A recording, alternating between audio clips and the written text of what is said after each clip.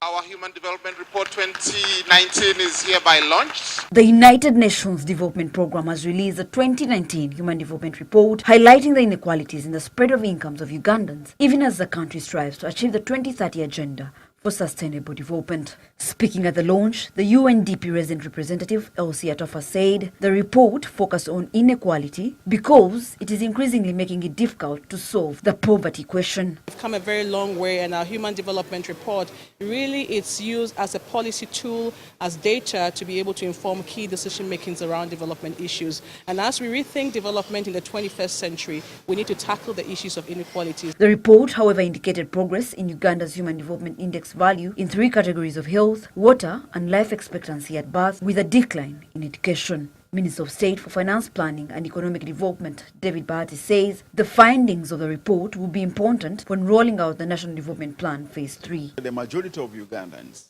live in rural areas.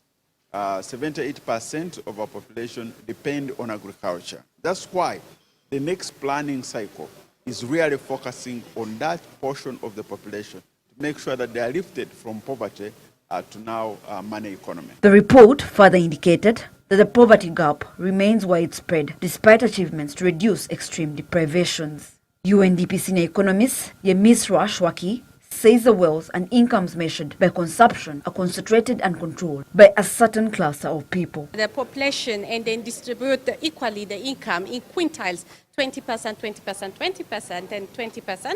You would see how the national income is being shared as measured by the consumption. And the top 20% take 49% of the national income. Or the national cake, let me put it that way.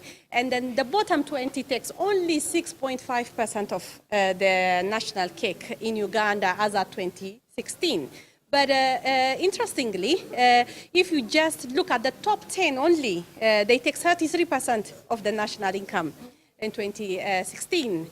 And the bottom 40, where the really majority of the Ugandans, over 50 million Ugandans, are taking only 16.4% of their national income. Meaning, really, the richest are taking the lion's share of the income in this country, whereas the bottom are really sharing a small percentage of the national income. What is more worrying at the moment is that the rate at which the top 10 are improving their income is quite significant compared to the bottom 40%, who are actually, their share is shrinking over time. In fact, Makerere University poverty expert Augustus Nwagawa claims the GDP growth indicated by government is misleading. Growth is not linked with human development. If you look at the countries with the highest human development index, in this case, which is Norway, Norway is growing at only 1.7%. Uganda is growing at 6.2%. But what is important that this growth has a trickle-down effect, that everybody is partaking in that growth, and there is redistribution of those benefits of growth. So in most African countries, Uganda inclusive, we have growth, but the growth is not redistributed equally. As a new generation of inequalities of human development emerge, a complete overhaul of some of the government programs will be required, with policies that encourage universalism and strengthening of social protection adopted. We have to go back.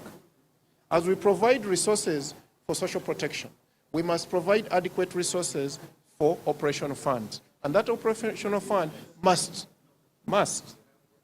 be invested in making projects of the youth ready.